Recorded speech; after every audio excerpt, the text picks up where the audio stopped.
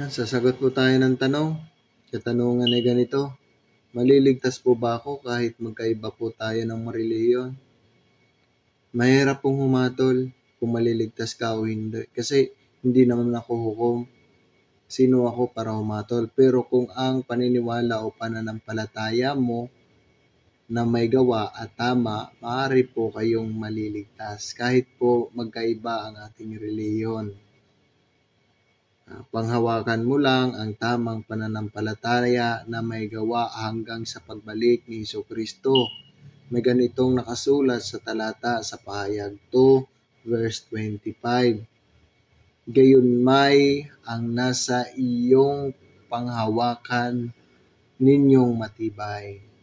Kaya panghawakan mo yung matibay hanggang sa ako'y pumariyan. Sabi ng Panginoon, hawakan niyo ng matibay hanggang sa ako'y pumariyan.